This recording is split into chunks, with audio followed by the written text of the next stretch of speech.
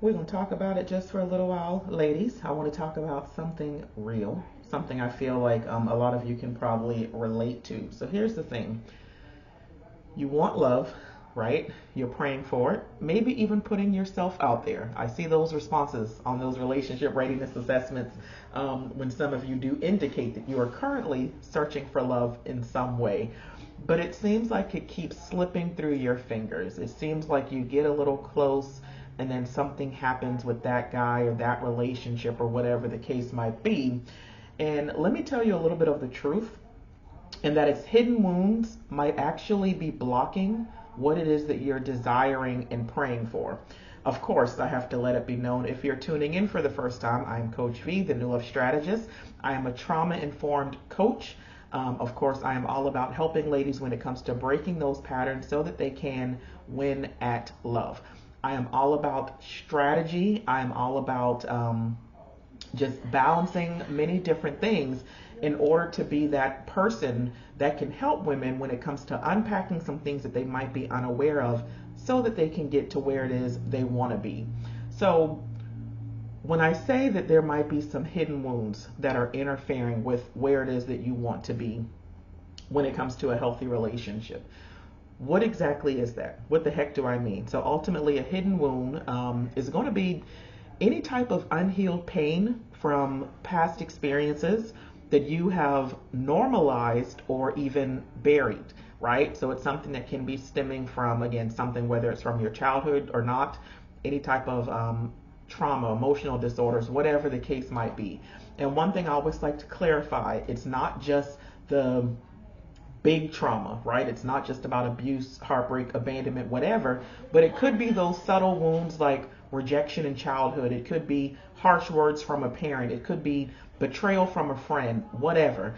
And I want to make sure, of course, as Christian women, it is a matter of you understanding God never intended for those wounds to define you. But if they are unhealed, they will absolutely shape how you see yourself, how you see men, and also how you see love. So, what are some of these wounds that could be causing love to kind of slip away from you, because they do exist? Let's talk about just three of them for the sake of time, because y'all know I can kind of start running my mouth, especially when it's something that I'm passionate about. So, three ways that hidden wounds show up in dating. One would be the patterns, because patterns don't lie. I've been talking about patterns a lot because a lot of the things that I'm hearing from a lot of women, it's showing me that it's their frustration with the way that dating is going for them, and it's because dating has been repeated patterns. The men have been repeated patterns. It's always women saying, I'm tired of coming across men who do this. I'm tired of relationships ending this way. I'm tired of dating being about this. So when you're tired of something and you've already made a generalized statement about it, that tells me that there's a pattern that exists in that area. Patterns do not lie. If every relationship ends the same way, that is a pattern, not just coincidence. This could be, again, always attracting emotionally unavailable men, men who won't commit, repeating cycles of betrayal, repeating cycles of abuse, cycles of, even if it's something where it's like you're always getting ghosted or something like that. If the fruit keeps looking the same, it is time to check the root. Are there any patterns that you can identify when it comes to your dating life?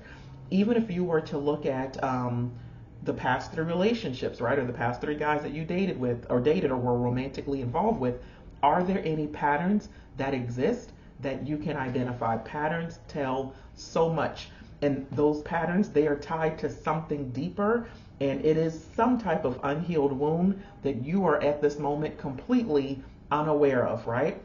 Another thing is realizing beliefs shape attraction. Your beliefs will shape what you end up attracting. I say this, let me explain. So, unhealed wounds and trauma, they actually create all of these limiting beliefs. You've heard me talk about limiting beliefs before. They might have you saying and repeating things like, I'm too much. All men leave. Dating today is this, right? I'll never be chosen. I'm not good enough. Whatever the case might be. That is a belief that you have. It is a limiting belief because it is limiting you from getting where you want to be, right? These beliefs actually work like magnets. And what I mean by that is they will end up drawing in men and relationships that actually confirm what it is you already believe. Your heart believes things before your mind does. That's why beliefs matter when it comes to love. So think about some of the things that you've actually been stating and believing. What are those things where it's like if somebody could actually take inventory of your thoughts? What if it's one of those things where it's like your thoughts about men and dating were actually like displayed on a board someplace for everyone to actually see? What would they reveal about you? What are those things that you know that deep down you do believe about love, dating, and men as it pertains to you, but you don't want to say out loud? And for some of you, it's one of those things you don't want to say out loud because you know it's wrong, or you don't want to put it in the atmosphere, right? You strongly believe and know that life and death and the power of the tongue. So it's like, I'm not going to say it out loud because I don't want that to be whatever, but it's something you still believe. Be honest about what it is that you are believing in this season when it comes to why you are not in a relationship with. Not in a relationship with, why you are not in a relationship yet. What are some of the things that you truly do believe? Some of those things that you know are negative, but maybe you're not wanting to speak out loud. Those things will shape who and what you attract. And the third thing I would also make sure that I would talk about is self-sabotage. Because self-sabotage, a lot of times, it's subtle. There are so many people that don't even realize that they are self-sabotaging when it comes to dating. This might be pushing away the healthy men under the guise of, oh, well, he's too nice, or I didn't feel the spark, I didn't feel the butterflies. Or it could be self-sabotaging as far as ignoring red flags or shrinking yourself down just to be chosen. Or it could be overperforming, overcompensating, whatever. Repetition compulsion. That's something I had actually spoke about in last week's video, and also the podcast if you did not catch it. But this is where, psychologically speaking, we repeat what feels familiar, not what's healthy.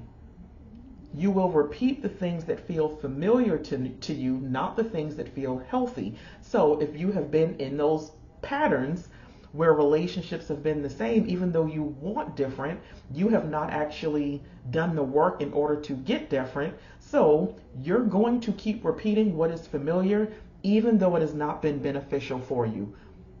Subtle self-sabotage. God wants wholeness, right? But wounds will trick you into resisting it.